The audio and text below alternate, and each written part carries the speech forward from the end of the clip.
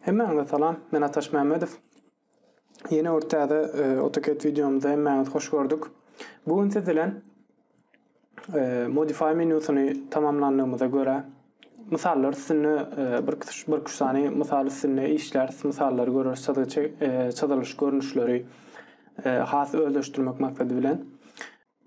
Kan bir saylamadım belli bir mesela scale'de hemmesine göre bir kısana misallar görünümüne göre kan hemmesini hem öz içine alıp bilecek misalları kan bir belli bir misal üstüne işlen yal derle ya da belli bir buyruğun misal görünüşünü getiren yalle şular yal görünüştü çizgiler çizmani sezilen bile görürsün. Birinci çizgim şu bolur, ikincisi hem şu çizgi bolur. İnniki videoda çizeriz bu çizgini. Şu videomuzda şunu şu teorik çizgisini çizeriz.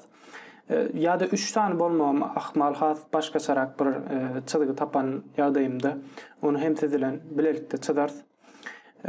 Bundan önceki videolarda da aytışım ýaly şu suratları men videonun aşağı bölümüne linkini beren çelgisini şol yerden alıp sizin özüňiz ilki barlak görmeňizi isleýän eger çyzyp bilýän bolsaňyz bu gatowy eger çyzyp bilmedik ýerleriňiz bolan ýagdaýynda da gelip videolary siz görüp videolardan bilmedik ýeriňizi görüp soň täzeden ýene çyzyga dowam edip bilersiňiz. Bu siz üçin has gowy we öwrenmeňizde has kömek edip bilýän zat bolar. Taýýar bolsaňyz başlaýyn. İlk bilen men çizgimi seretýän men elimde nämeler bar? Töwerekler esasan döredilen töwereklerden we göni çizgilerden emele gelen şu ýerde bir sany altı buruşuk bar. İlk men näme edip bilen? İlki esas çizgimi çykarmaýan. Aslında şu ýerde gören bolsaňyz biz esasan haýsy buyrugy ulanjaklarymyz mälim polar array bilen biz esasen şu çizgileri çıkarır. Hem esas bölüklerine mesela biz şurada ulanırız. Geldim mesela men näme etmek isleýän ilki bilen şu ýerdäki men çizgim çytaýyn mesela şu ýerden ölçeği berilipdir. Fisi 100'lük, radius näçe bolar? 100 bol 50 bolar. Geldim AutoCAD'e. Circle diýdim. Başlanışını koda men geleýin. Şu ýerakdan şunu koddan şeýlere bolsa şu ýerak çylaýyn. 50 enter diýdim. Täzeden çylgyma geldim. Men şu töwereklerden birini çyzyp polar array bilen köpeltmek isleýän näsan bar eken 6 santy bar eken men esasy näme koordinata sistemama göre göni bilýän koordinatamda ýerleşen bir bamy seretýän edil şu ýerde maňa 0 gradusy 0 derecede maňa şu circle'dan ýa-da 180 gradusy berilen. Elbetde men şu ýerde şu töweregiň baglygyny bilendigime göre meselem şu 60 gradusdan hatda ursa şu 360 derecelik çyzgynyň 1 minut çyzgynyň men 6 bölünenini hem bilýän şu norlu bolsa şu 60'da bolar, 120'de bolar, 180'de bolar. Ýaly dowam edip gider. Men şu birini çyzyp galanlaryny şoňa görä polar array bilen köpeltmek isleýän geldim. Fisi 25 we fisi 12 bolan iki tane circle'ym bar. Geldim we bir ýatlatmam osnaplerden endpoint, midpoint, center, quadrant, intersection, extension ýaly buyruklar esasan şu setirde gören buyruklarymyz bide gerek bolar eger meniň tutan ýerlerimden otrek ulanmak üçin tutan kodlaryndan tutup bilmedik ýagdaýyňyzda gelip şu ýerden barlap bilersiňiz. Men näme etmek isleýän C enter diýdim. Circle çizmek isleýän şu quadrantdan men gelip bir sany 25 bolsa 12 ýarymlyk ýene enter bassym we radiusy 6'lyk çyzgy çyzdym. Geldim we şu kadar linyada näme etmesin gelip men şunu enter diýip şu yerrak düşürdüm. Geldim şu yerden polar array sayladım. Şu iki töwereği şu töwereğin merkezinden köpürtdüm. Ve bilen olsanız ilkinci default görünüşte 6 sançıkka eğer köpürtmeyi sen adayımızı bilensiniz köpürt bilese 12 tane adayımızı has yıgı görünüşte yerleştiriyor. Bir de 6 sançı gerek den 360 gradusu paylanan görünüşte. Enter basıp çıktım. Son bize näme gerek? Şu yerde görýän bolsaňyz merkezlerin merkezinden geçen bize çyzygy ya da ilk biz şu çyzygyny edelim. İki sany töwereği birleşdiren her töwereği ýanynaky goňşy töwereği bilen birleşdiren şu yerden boyu hatda şu yerdäki ölçeği 5lik bolan çyzygy bar. Biz şular gelip şu yerden hem görýän bolsaňyz meselem daşky şu gıralara filet berilipdir, radiuslanıpdır. Şu yerde görüşüňizde daşkylary hem içkileri hem R5. Gelim otokede. Men şeýlerak bir line nidim. Şu iki merkezi birleşdiren bir line çizdim. Enter basıp çıktım. Off enter diýdim. Offsetlemek isleýän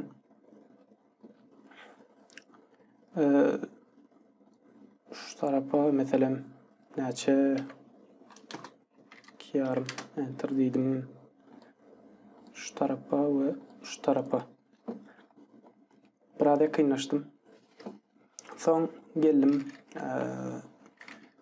Escape basıp çıktım da şu orta koyunu delete basıp bozdum. Bir minut. Orta koyunu bozdum. Delete basıp bozdum. Son F enter, R enter diýdim ve 5 enter diýip şu çyzygy bilen şu çyzyga näçip bermediň bir mesele. Doğru. Bizim şu döreden polar array'imiz blok görünüşünde bolanyny üçin biz edil şuları ýaly bir çyzygy bilen işlemeýänligimiz üçin fillet berenok men gelip saýlap x enter diýen ýagdaýymda explode bilen partlatýady bilýän bolsaňyz indi şularyň her biri aýry bir bölek bolanyny üçin f enter, r enter, dash enter diýip gelip men şulary berip bilýän enter basdan berdim, enter bastım, täzeden Ctrl Z diýdim. Bir minut tere enter diýip şoňdan uşlan keseýin şonu ne diýär. Geldim, enter diýdim. F enter, R enter diýdim we dash enter diýip şu iki çyzygyny filletladım. Töwerek bilen çyzygyny asdy. Inni men näme etmezsen her biriniň arasyna şulary ýaly çyzygydan köpürtmezsen ýene geldim. Polar array diýdim. Şuna koddan tutup hemmesini şu yerdäki radiuslan bilen bilelikde hemmesini saýladym. Enter bastım. Ve şu merkez saýladym. Ve 6 sany maňa gerekli çyzygyny çykaryp berdi. Enter basyp ýapdym. Inni maňa näme gerek? Şu yerdäki men 4 tuşlum çyzmaýsam, aslında bu yerdäki bilýän bolsaňyz çyzygyny çyzmakda kän iş ýok. Asal şu yerdäki men 8 başlan 6 tuşlum çykarmaýsam şu yerden şu yerde şu filletler bilen baglanmadyk bolan ýagdaýynda şu yerde bir tane bizim 8 uruşumuz var. Şu yerde görýän bolsaňyz şu daşky 8 uruşluk. Şu yerleri boş bolmadyk ýagdaýynda dikine geçen çyzylardan döretli filtreler bolmadyk ýagdaýynda asda urdy. Men näme etmezsen geldim mesela boyma men üçin esasy zat şu yerden geçen o şu yerden geçen taraplarının boyu 30 eken. Men näme edip bilýän? Geldim. Bir tane line diýdim. Mesela şuna koddan ve şuna koddan geçen bir tane line çizdim. Soň näme etmezsen ya da geldim şunu men delete basıp bozdum. Line diýdim. Şuna koddan tut. Şeylerak bir orta modam açtım gön çyzmak üçin. Gelim saýladym. Enter diýdim. Ýene gelimde şuň merkezinden tutup men çyzmak isleýän. Bolanokmy? Diýen ýok. Ýene enter diýdim. Merkeziňizi birleşdirem men sizin. Enter diýdim, ýene enter diýdim. Şuň bilen şu merkezi. Şunu ýapaýyn men as gowy bolar. Men şu yerden OF enter diýdim.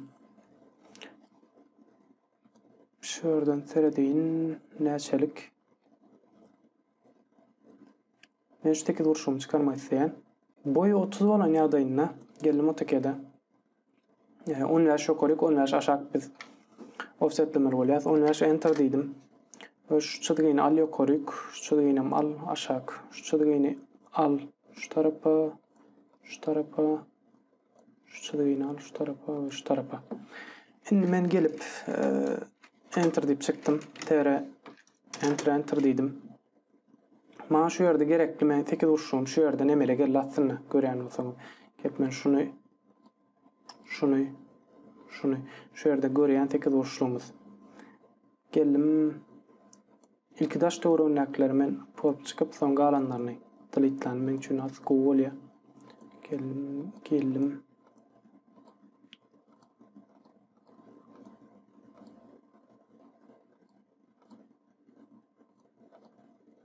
Şu yerde.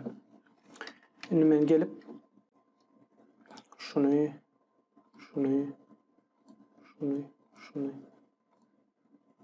şuları gelip men delete'leyen. Geldim delete dedim. Inni bana başka näme gerek? Geldim şunu al X enter diýdim. Yine enter diýdim. Geldim şunu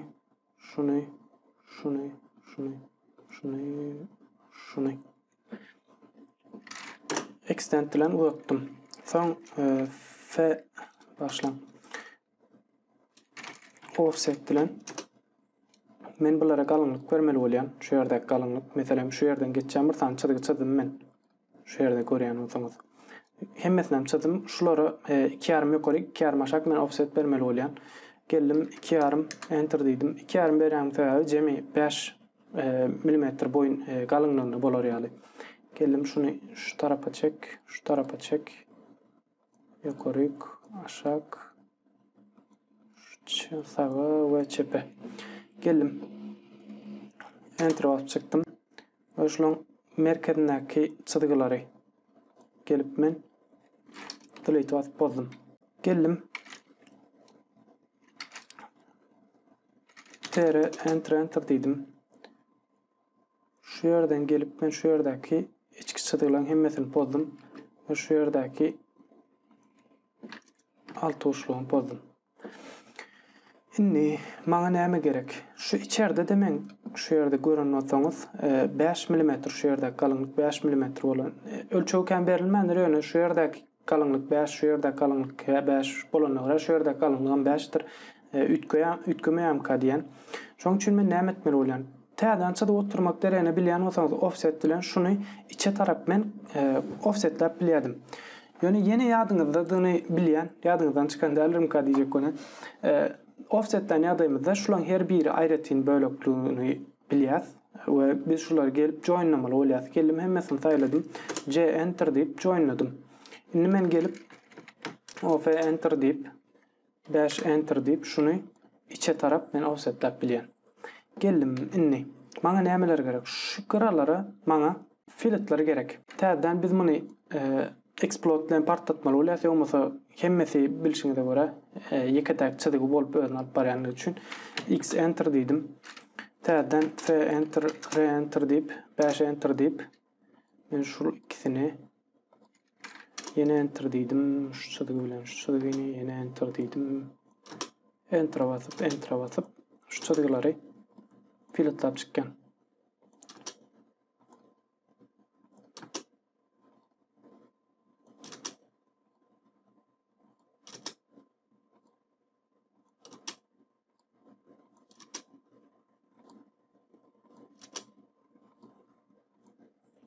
Şeýlerak. Şu ýerde görüşüňizi ýaly çyzgymyz tamamlandy.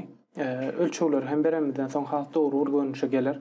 Ölçewler hem annotations bölümünden hem bilelikde görürüz. Hat dogry şu şeýlerak görkeden ýagdaýymyzda çyzgymyz hat dogry çykdy. Şu ýerde görüşüňizi ýaly şu grada bir sanjak çyzygy çember galyp durmay. Enter diýdim. Delete basıp bilemokmy? Geldim. X enter diýdim. Gelip men şunu delete'ladım. Şu yerde de bir kiçicek bağ. Gelip men şunu delete basıp bozdum. Şu yerde de var eken. Çyzygylardan bir artykmaşyk galan bolup bilýär. Şular ýaly meselem şu yerde de biri galypdyr. Delete basıp bozdum. Şunu hem geldim delete basıp bozdum. Ve şunu. Şu yerdeki çyzygylarymyz ünseren bolsaňyz uzadylmaly aslında. Extend buyruğu bilen X enter diýdim, täzeden enter diýdim. Şu çyzygyny alyp taýladym, şu çyzygyny alyp taýladym. Ve şu yerdeki çyzygylary täzeden gelip extend bilen uzadyp çykkan. Geldim, şunu taýladym, şunu taýladym. Şunu görün. Awa, dogry. Gelip şulary uzadyp çykdym.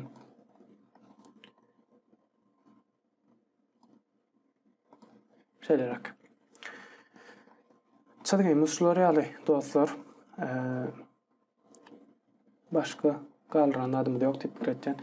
Indiki videomda hem misallara dowam ederiz. Bir üç tane misal bolany isleýän çyzgylary sezilen has kän çyzgy çyzmak aslında esas maksadym. We size öwredip bilmek üçin çyzgylardan, misallardan has bolup biljek zat ýokmy ka diýen. Häzirlik teşekkürler dostlar. Hemmeňize hoşça bolun. Indiki videolarymyzda görüşýänçek.